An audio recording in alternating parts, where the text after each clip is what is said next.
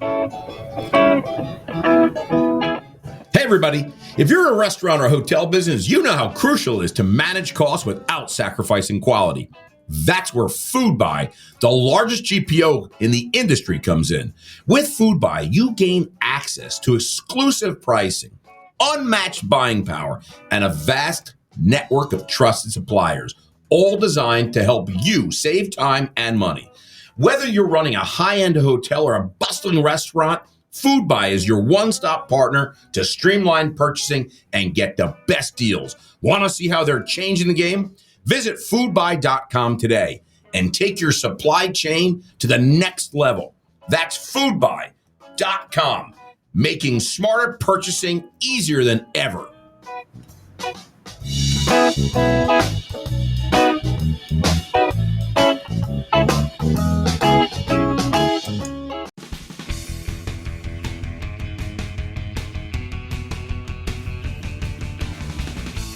Live from Pepsi Studios in beautiful Atlanta, high above on the 46th floor of downtown Atlanta, comes the Hospitality Hangout Podcast. Everything is better with Pepsi. Jimbo, we got a great podcast. Let's kick her off. Oh, Jimbo, you got your story. You doing a little starry and vodka? Or you doing a little starry tequila? Or are you going straight starry today? No, it's Cuervo and starry. It's our own little version of ranch water. Yeah, I was drinking a lot of ranch water last night with Andre Venner from our favorite doghouse. Man, he's got me hooked on that beverage now. It's all I drink. I'm having a huge kick that Shatsy, you and Maria are down in Red Can country, the HQ of the Red Can, and yet here we are. I'm wearing my Pepsi hat. I'm representing the blue can. I'm drinking my starry. Why not? You're in the Pepsi studio, high above the city of Atlanta. So I got to tell you, the blue can is showing up large and in charge. I couldn't find Pure Leaf here. You know I love iced tea. I'm having a hard time finding Pure Leaf here, man. Oh, hey, you know, careful. You're in Red Can country. But don't forget, we're at a Marriott. That's Pepsi country. Pepsi country. We are in Pepsi country. But listen, super excited. We have a celebrity with us right now, Miss Maria Rivera. We are super excited from about Small this. Sliders. I got to tell you, making big things happen. I got to tell you, Jimmy, before we kick it off and get in, I know we had a little pre Maria chat, if you will. Yes. But now we're officially within the podcast. I just want to go through and say, you said to me, Jimmy's like, how does one become the CEO of one of the fastest growing quick serve or fast casual restaurant groups in the country? Well, let me just give you a little background on how that happens, Jimmy. Okay. Well, Give it to us.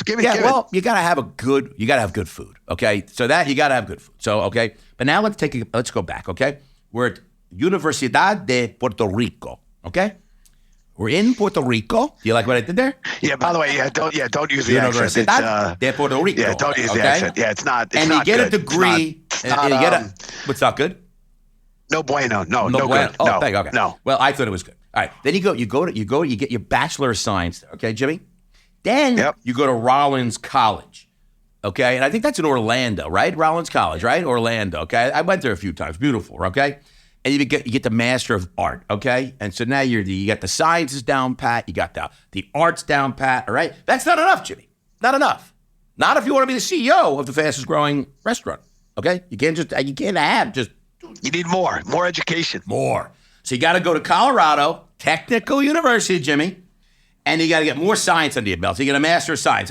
You're a Bachelor of Science. You're a Master of Arts. You're a Master of Science. Now, and only then can you start thinking about becoming the CEO of the fastest growing restaurant. Where do you go first? Where do you go first? Where do you go to learn? You go to Disney World, Jimmy, because if you go to Disney World, they know something about hospitality.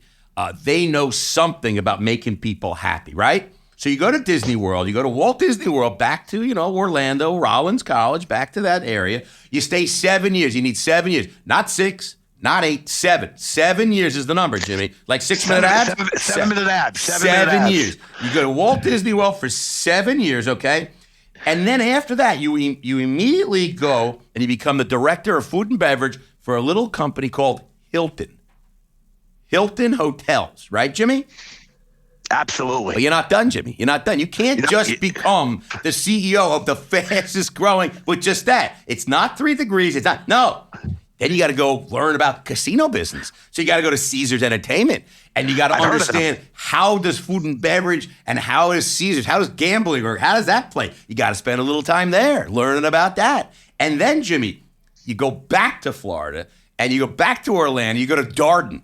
And Darden, and you say, hey, let me become the vice president of operation of a little company called Darden. And you learn about that. But that's not enough, Jimmy. You're like, oh, that's enough.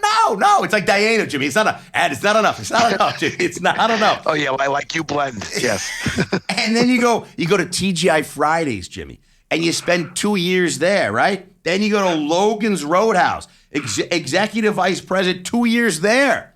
And you're like, then I can become. No, you still cannot become the CEO of that. Then you got to go to Krispy Kreme and have donuts and donut experience. 6 years there, Jimmy. We're at 87 years respect. now. She was the CEO of Krispy Kreme. Yeah. Please show some respect. Jimmy, Maria has worked 87 years, plus 12 years of college, 87 years in the trenches. By the way, what's amazing to me is she did all of this before the age of 30. That's what's amazing. All of that before the age of 30. It's insane. And then, Jimmy, while she's doing all this, she becomes a board member of the Women in Restaurant Leadership. Along with, by the way, our own Julie Zucker is on that same group of Women in Restaurant Leadership, which is awesome. Now, Jimmy, so you add up all that. It's 2, 6, 8, 58, 137 years. Leave the number, leave the math to me, Shatsy. I'll take the math. Only then, Jimmy, only then, in November of 2022, can you become the CEO of Small Sliders. Let me introduce, ladies and gentlemen, Maria Rivera, the CEO of Small Sliders. She's 486 years old.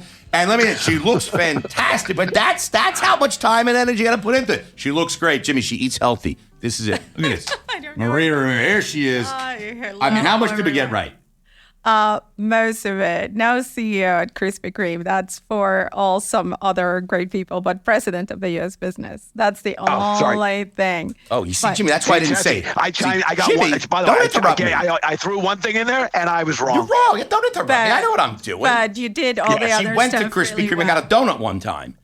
No, I did. I did a lot of donuts for a long time.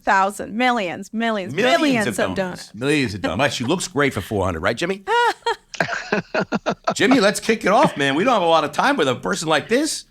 Maria, this is royalty. Thank you so much for joining us, and I love that we continue. And credit to our partner and producer Julie Zucker for not just getting great guests, but getting great leaders who are really making things happen in this industry. Great women leaders in restaurants, Jimmy.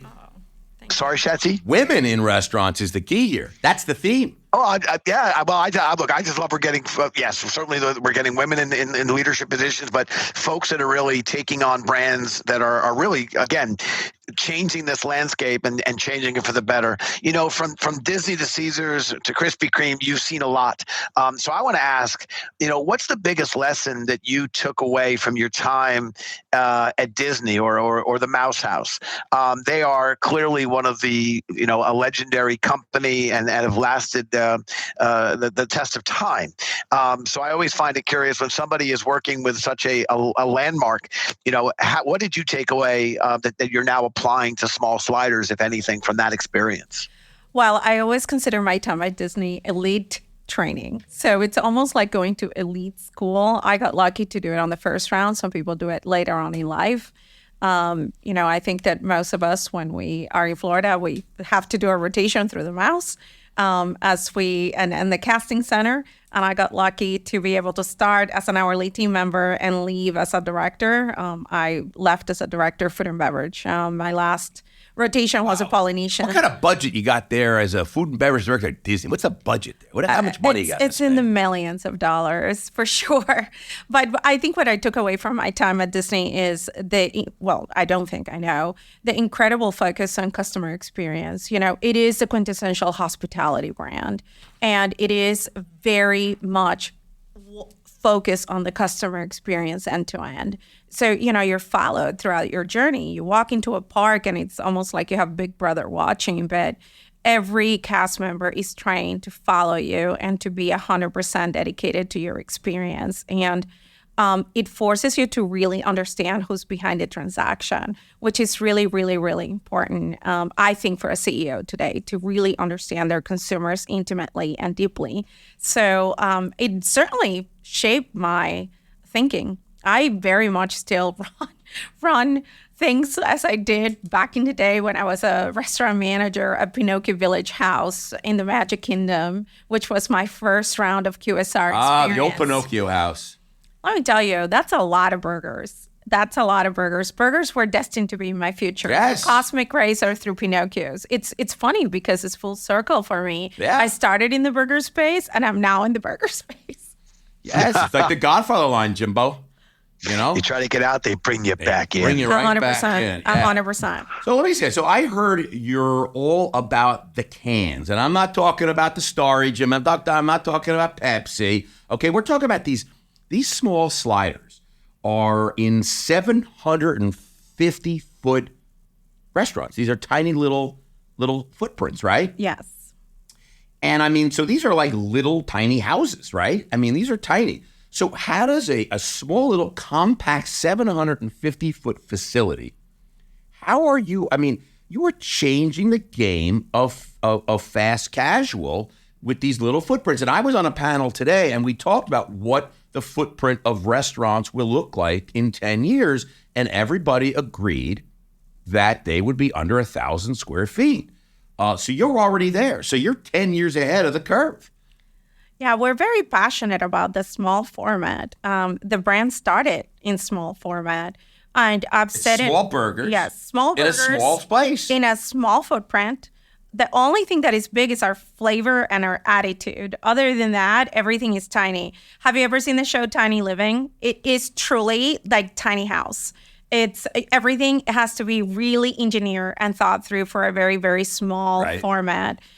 Environment. You know, we started that way. You know, modular is not new, right? It's been around. You look there. Okay. Don't look at me. Okay. You gotta look here. Okay. Yeah. I look at that. Maria, yeah, you look at the camera. We gotta get you in the camera. Look at that. But Isn't that better? Don't look at me. I've lived in New York for a long time, so I Don't like look at me. looking Stop at looking at me.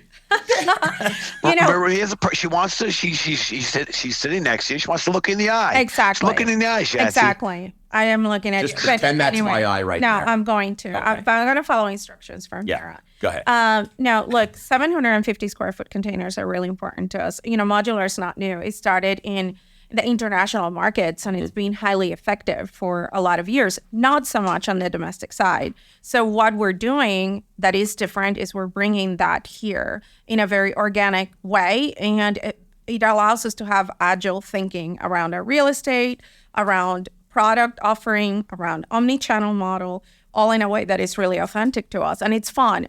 Why we're doing it is actually an interesting part is, you know, we believe that the consumer landscape has changed dramatically over the past couple of years. You know, the pandemic changed the way this next generation of consumers eats. You know, they snack a lot, right? That's the whole point of being, you know, I think that's what they learned to do while they were locked in for almost 2 years. So they want to, you know, this next generation wants to interact with brands that are going to feel very authentic to what they have known and learned to do as diners. And, you know, 90% of all decisions today are made by 13-year-olds, I swear. So Interesting, Jimmy. Jimmy, you've got interesting something ahead of you considering Sylvie's like 8. In my house, the decision, she's 7. In my house, the food decisions are made by the 7-year-old. She's absolutely clever. She's figured out which of the restaurants that she likes that we'll say yes to. So basically, she makes dinner decision every night. Maria, I want to ask you, this is an incredibly fragmented, and I think we're a very friendly industry. I really believe that we're a community, but we're also a very competitive one. And there are so many options. And we hear about the chicken wars and the burger wars and the pizza wars and the viral food trends. And the cola wars, Jimmy, the cola competition. Cola wars. But what is Small's Slider doing to stand out from the crowd? And I have to tell you, I happen to love the name. I think back to the Sandlot and you're killing me, Smalls. You're killing me. Yeah. I love that. Love that movie. But tell me, what is Smalls doing to stand out in a fiercely competitive space? Well, we're actually doing the opposite of that. We're not competing. So I know that's hard to wrap your head around, and a lot of people say that, but we are building a niche brand, and somebody more intelligent than I, which of course we all know, Ron Shash from the founder of Panera has said, and now with Kava, if you really carve your own lane, there's really no competition. I admire deeply a lot of burger brands that we all have come to love. So much meat in the U.S. is consumed between 2 slices of bread. I think there's room to play if you're going to do something very different that has fandom around it, and if you really know who you are and where you want to play. And that's really all we're focused on. I can't allow the team or myself to be distracted on what everybody else is doing. I'm rooting for everybody, but what I'm really focused on doing is delivering a phenomenal slider outside of a 750 square foot container can that actually drops in 27 minutes end to end when we drop the can, and really focus on fast hospital clean environments that are full of hospitality and where people can have a lot of fun. So that's all I'm focused on. I mean, we have a great product. I'm hungry talking about sliders. It's relative. Did you bring any? No, but we have a can van, and we have our test kitchen very close to here. So is it downstairs in the lobby? No, but if you were at Prosper, you probably had one of those. I'm so hungry. I was thinking about the ones that I had at Prosper. Jimmy was talking about. The reason Jimmy didn't get one is because they brought out two sections, like 2 areas. And it was like no one had ever seen a hamburger before. It's like people acted like they'd never eaten before, and what is this burger you talk of? People just went, and I have to say, I thought people were a little selfish. They could have taken maybe 1 or 2. They're taking 3 or 4. No, they were making it like it was dinner. Hoarding they were. No, it was supposed to be a snack, and they made it out like it was dinner. Let me tell you, we served over 700 sliders in 24 minutes with our fries and queso and smalls, and it disappeared. It disappeared. In 12 minutes. I literally walked out of a meeting because I heard because someone showed up. I was in the Ritz, the lounge, the lobby bar, and somebody showed up with like a slide. I'm like, I got to end this meeting right now. I know you want to invest, but I'll catch you later. I'm going to get my sliders. Josh Halpern. I'm telling you, he had like 30 of them. I saw him, Jimmy. I saw him with so many of them. He had them in his pocket. Well, we love Josh. Yeah, he had him in his pocket. I don't think that's right. Jimmy didn't get one slider. No, we love Josh. I mean, I don't think that's a love thing. I'm just saying, don't put them in your pocket. It's like saving them for the next day. Well, we our sliders, they're cheeseburger sliders. They're very uncomplicated, and all we do is dunk them in smalls and queso. That's how we walk around and eat them. So everybody was learning how to eat those small sliders. And I know you mentioned the name. The name actually comes from The Sandlot. It's Brandon Landry's favorite movie of all time. Hold on a second. Yes. Hold on a second. I swear I'm not joking. When I heard small sliders, Jimmy, this is just coming in. We have breaking news just coming in. We're releasing this live from the Hospitality Hangout. Jimmy Frischling. We're here with Maria Rivera, the CEO of Small Slide. Breaking news. Apparently the name comes from The Sandlot. It does. Jimmy? Can you tell us about that? Fantastic movie, and I have a T-shirt when my daughter was 2. I have a shirt that says "You're killing me, Smalls." Yeah. And my daughter's wearing the shirt. I'm Smalls. Well, it's funny because I asked this question to Brandon Landry, our founder, also founder of Walk-Ons and another concept called Supper Club BTR, and he's hyper creative. He said the name came to me before the slider. And it's because that is his favorite movie. Little Brandon, which is the brand, right? The brand is Little Brandon. Brandon actually loves cheeseburgers and little cheeseburgers. He was a picky eater. A lot of people don't know. This is the only thing, and I've talked to his parents, that he would eat when he was a kid. A cheeseburger. So funny. He loves them, and he makes a great slider. By the way, the best slider that you will ever have will be made by Brandon Landry. And all we're doing is scaling this idea that he had. But yes, I was younger. I would go to McDonald's. I'd get in a fight with my brother because I didn't like cheese on my burger, but I wanted my older brother. He had a cheeseburger. He would always get a cheeseburger, so I would go with him. and the family, and I would go to McDonald's and I would order a cheeseburger with no cheese. And then my brother would be like, "You want a burger?" I'm like, "No, I want a cheeseburger, no cheese." And then he'd and I would literally start crying. Like, "No, I don't want a cheeseburger, no cheese. What don't you understand? He's doing a burger. No, yeah. By the way, that was a moment. This is 2 years ago. This is 2 years ago. There's a lot to unpack. There's a lot to unpack there. Maybe I need we don't therapy. have time, and we can't bore Maria with that. There's a lot to unpack there about you and your brother and going to McDonald's. Yes. Well, we don't say you're killing me, Smalls, because that wouldn't be good. So we're saying you're grilling me, Smalls. Grilling me, You're Smalls. thrilling me, Smalls. Yeah, you're thrilling me. Grilling By the me, way, grilling me, all the honestly, things. I didn't know that was I didn't know it was a Sandlot. That's what I was thinking about with Smalls. Of course. Smalls makes me happy. Smalls, that character, that movie. And that's what it made me think about. So I love that story. Thank you for sharing it. Let's talk a little about before we go on, because we got a lot to get to and not a lot of time, because Maria has promised to get me a couple of burgers, sliders very soon. She's going to run out and take an Uber to the store closest to here and bring it back to me. A unique subscription club that you're creating for yourself. Look, we talk about the CEO is going to go get you a slider. Yes, 100%. That's a unique Well, not just subscription one, club. not just one, a few. Listen, just like you remember, like Scott from Badass Coffee, he brings coffee to people. That's the kind of hospitality. Yes. Well, you know what Maria does? They don't use DoorDash. They don't use Uber. They use Maria. It's Maria, and you order for Maria, and she comes to that's hospitality. She brings the food to your house, wearing my smorage out. Yes, exactly. Listen, you talked about the leadership, the importance of leadership, and especially during difficult times. So now I'm picturing you in a group hug with your team, a slider in hand, maybe the hat in another hand, or maybe just two sliders, But I'm picturing, like, how do you balance being an empathetic leader, right?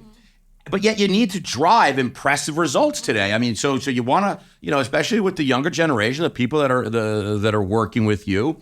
So how do you drive impressive results, but also being an empathetic leader, right? What secret sauce can you share about balancing this? I mean, is this all from your days at Disney? What can you tell us? Yeah, well, definitely my leadership style has mostly been influenced by my time at Disney, where the organization empowers people to think and to act on behalf of both the team and the customer. I would say group hug is an approach, but there's caring and accountability that go hand in hand.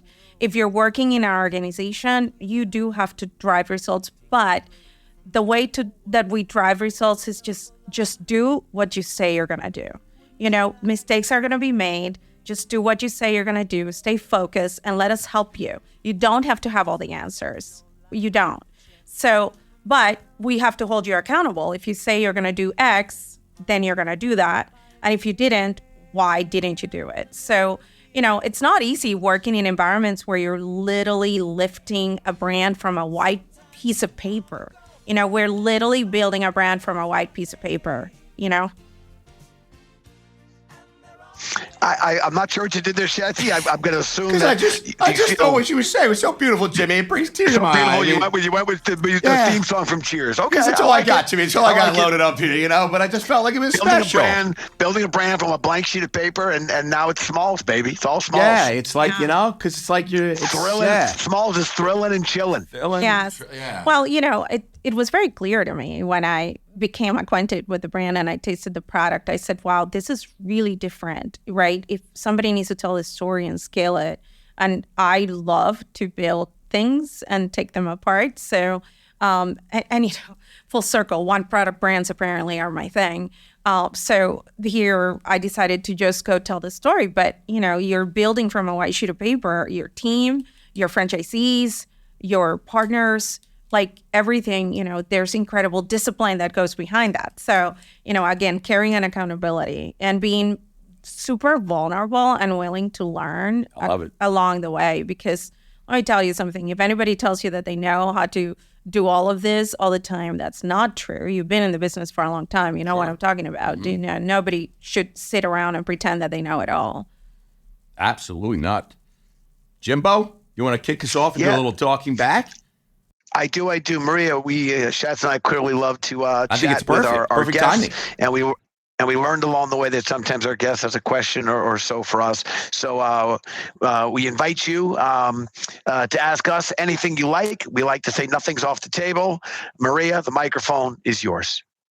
Well, I've been following you for a while, and you were one of the first people to call us out on your infamous B list that everybody wants to get into. I remember I had just been named CEO, and you gave me a shout out, and I want to know why. So that's my first question. I'm small, so you've always been giving us a platform, and you've been fans and you followed us, and we're very grateful for that. But I just want to know what's attractive to you. So thank you for the shout out to our B list. But just to be clear, the B list is not Shatsy. It's not our partner Julie. It's very not me. It's the machine.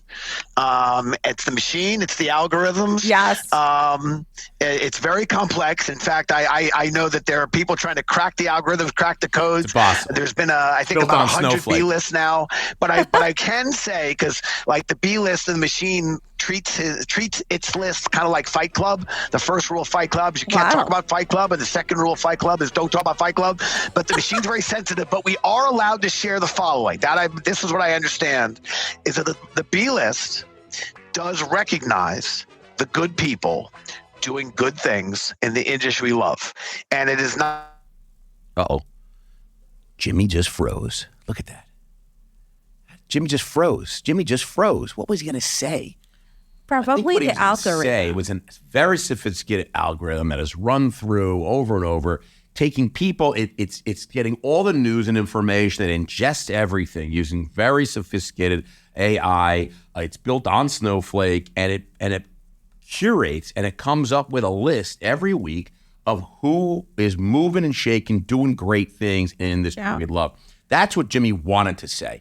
Well, He froze there. We're doing all this Snowflake integration too. Yeah, Snowflake is where it's at. And Jimmy wanted to tell you that, but he couldn't because he completely froze there. Well, so we are on this 40-something, whatever floor. The 46th floor. I don't know. Does the internet work up here? But Jimmy's in New York. Jimmy's in New York. I don't know what happened.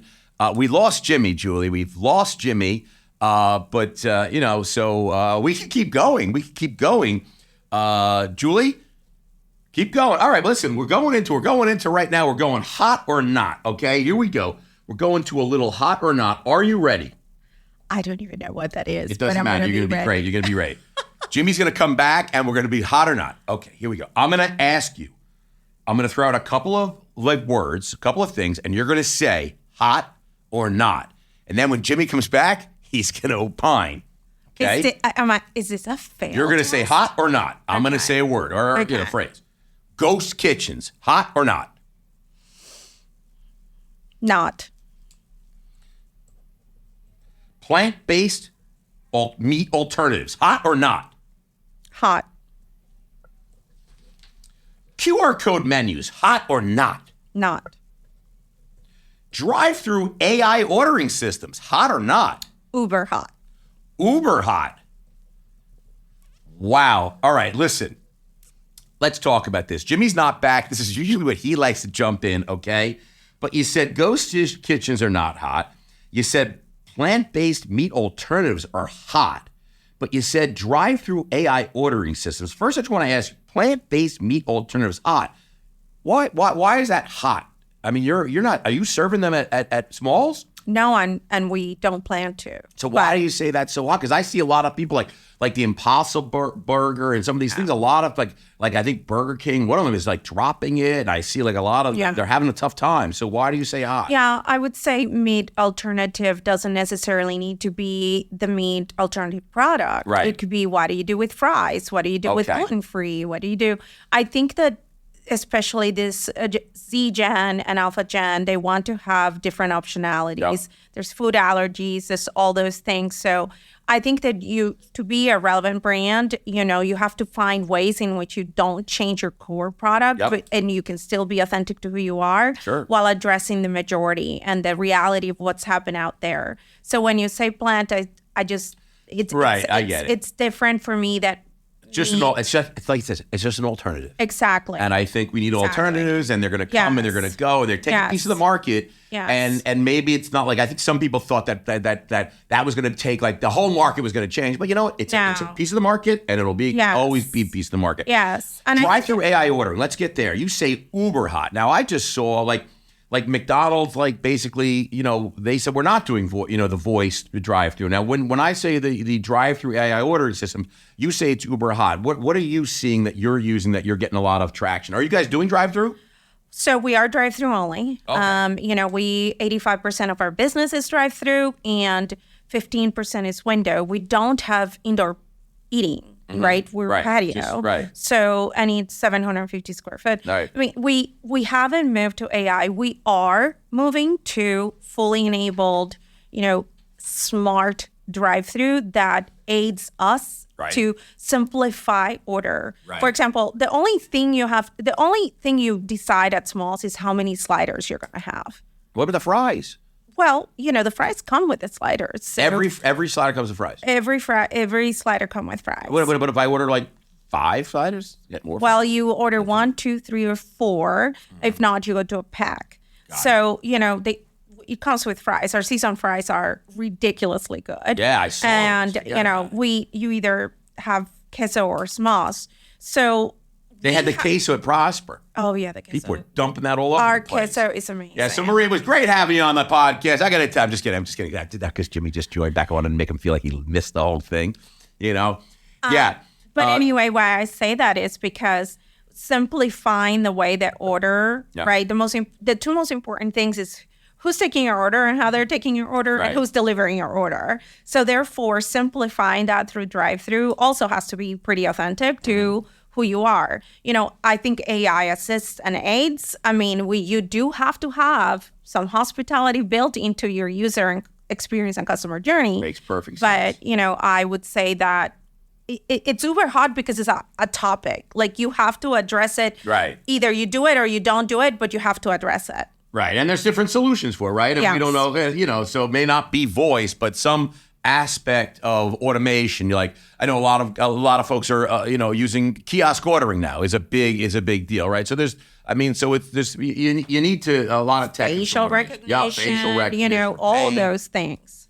I agree. Jimmy, you missed some really good stuff, but you know what? You're back now. We're going right into Jimbo because you have the worst internet or something. I don't know what's going on over there. We're going right into the branded quickfire, okay? Here we go. All right. We're doing branded quickfire Atlanta edition, high above in Pepsi Studios, high above Atlanta. Here we go, Jimbo, with Maria from Small Sliders. Here we go. Maria, biggest pet peeve? Oh my God, tardiness. Absolutely.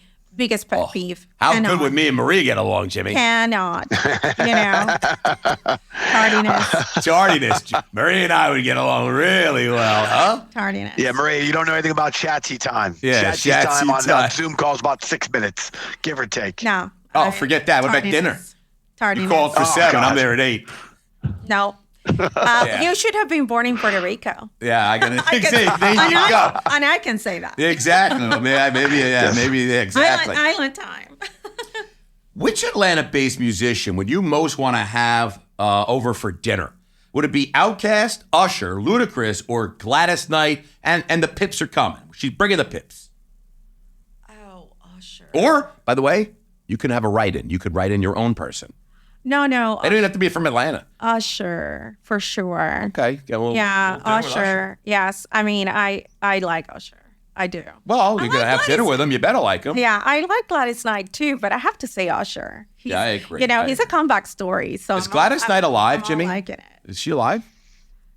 I don't know. I don't either. Okay. Usher for sure. If you had to eat... Usher's alive.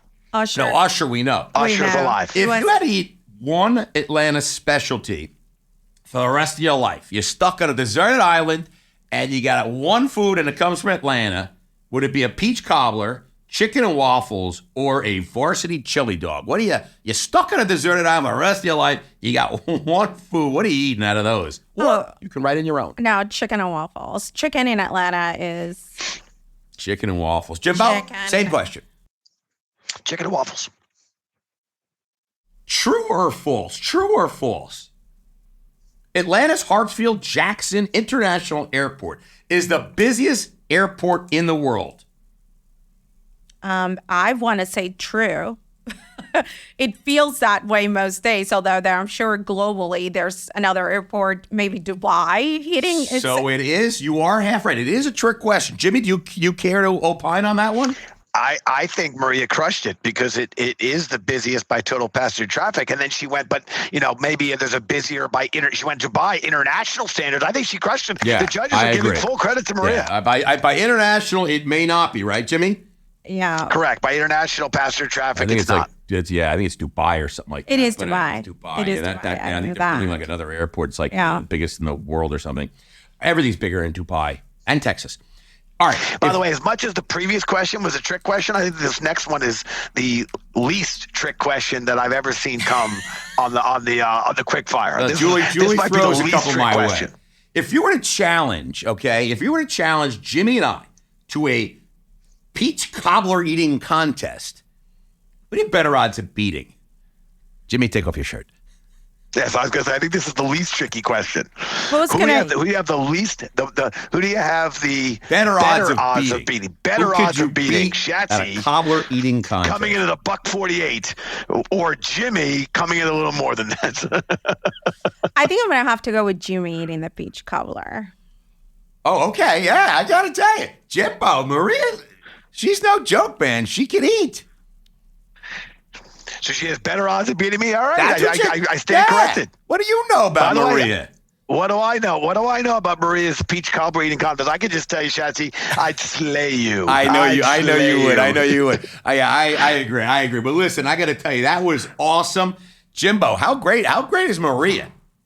Very excited. Look, I know I got cut off earlier, but we were and continue to be very excited about what you and your company are doing. Thank you. As I said earlier, the B list is about the good people doing good things in the industry we love, and we saw the machine saw your elevation. You're taking the helm. We saw what you were doing. We saw the differentiation, and we like to celebrate people that are doing good things. Wow, thank you. So you may have been early, and maybe we were making an early call, but we felt really good about the call. That you are a brand and a person that to be taking notice of. So I wish you continued success. We're going to continue to cheer for you and root for you. But I have to tell you, I think there's a lot of wind in your sail.